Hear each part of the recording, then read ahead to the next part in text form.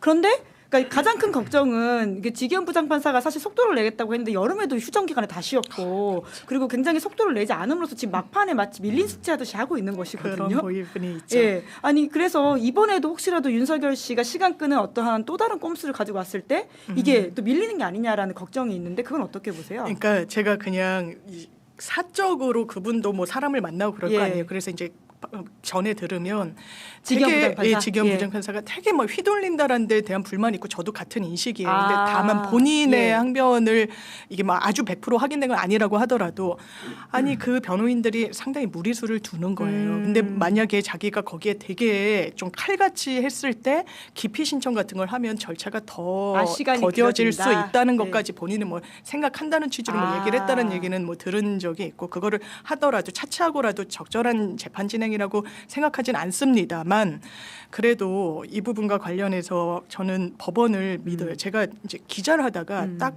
이제 변호사가 됐을 때 검찰과 법원이 되게 대비된다는 인상을 받았어요. 검찰은 이게 직업 윤리상 이 사람을 반드시 몰아서 기소를 해야 꼬린이 되는 구조를 갖고 있었어요. 그러니까 기소 수사 같이 갖고 있으면 그럴 수밖에 없어요. 태생이.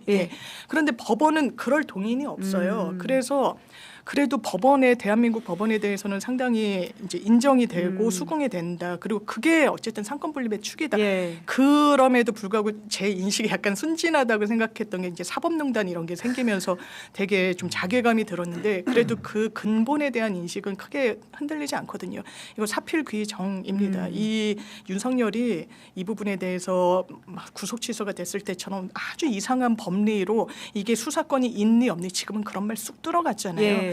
이거는 정말 무기징역 이상이 나올 겁니다. 그러니까 저는 이제 지기현 재판장의 그동안의 이 지연술에 대해서 너무나도 이제 국민들도 답답해하시고 참 그동안 사법부의 권위가 추락을 했던 건데 사실 저는 사법부의 조직적 반란이 전 있었다고 생각해요. 그게 이제 지기현 재판장의 구속 취소 결정을 통해서 내란 수괴를 정말 실제로 관저로 돌려보낸 일을 우리가 겪었고요.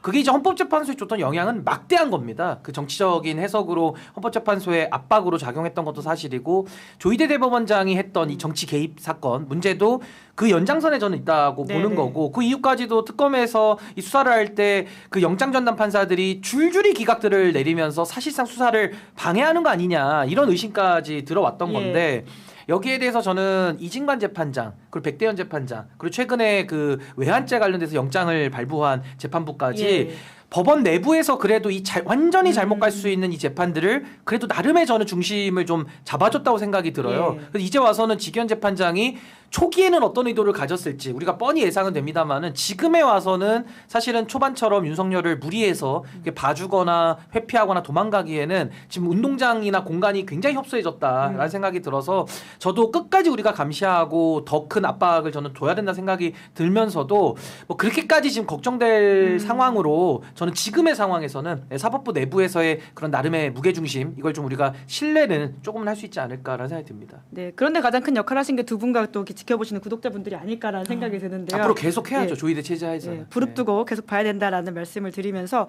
근데 이제 특검이 이제 종료가 되긴 했지만 아직까지도 이렇게 미진한 부분들 때문에 정치권에서는 2차 특검 이야기가 나오고 있는데 8일에 뭐 처리를 한다라는 말이 나오고 있습니다만은 그럼 통일교 특검은 그때 못 넘어가고 종합특검만 넘어가는 그 당내 상황이 좀 어떻습니까? 일단 통일교 특검, 종합특검 이게 특검이잖아요. 그렇기 때문에 빨리 발족이 되지 않으면 수사에 공백이 생기는 부분이 있습니다. 지금 뭐 국수본 등에서 하고는 있다고 하더라도 이게 단절되고 더 지체되기 전에 빨리 특검으로 끌어안아야 되기 때문에 민주당의 일단 입장은 8일 날 본회 그리고 개혁 입법은 어쨌든 속도를 내야 된다. 이제 관련 입법은 속도를 내야 된다는 게 뭐 대통령 청와대와 이제 당이 입장이 다를 수가 없어서 8일을 이제 목표로 우린 반드시 추진한다. 다만 이제 법사위에 계류 중이고 종합특검 같은 경우에는 이제 다 나와 있습니다. 13개 항목에 대해서 뭐 노상원 수첩, 김건희의 비화폰, 김건희의 어떤 박성재에 대한 수사 청탁, 자기의 수사 상황을 막 다 헤집어보고 이런 부분이 다 어떻게 보면 타이트하게 담겼기 때문에 빨리 해야 된다는 거에 대한 이론의 여지가 없고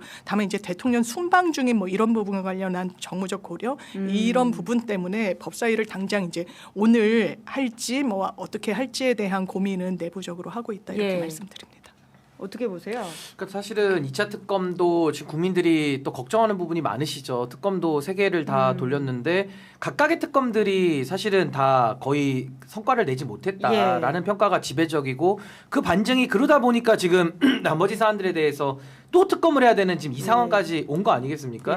그렇기 때문에 저도 사실은 이 특검을 또 추진하는 거에 대해서는 매우 좀 신중해야 되는 거 아니냐. 저도 그런 입장인데 그럼에도 불구하고 사실은 이 내란전담재판부법이 통과가 되면서 그래도 영장과 관련된 그 조치들이 따라왔기 때문에 저는 그럼 특검을 한 번 정도는 더 해서 마무리 정리까지는 할 필요가 있겠다 이런 생각이 들기 때문에 특검을 가겠다라고 한다면은 장윤미 변호사님 말씀대로 이거 뭐 더 지체할 필요는 없는 거예요. 그래서 빠르게 저는 수사 공백을 최소화하면서 전 국민들이 갖고 계신 의구심을 해결하기 위해서 저는 빠르게 국회가 통과를 시키고 이 수사 사안이 좀 이어갈 필요가 지금 크지 않나라는 생각이 듭니다.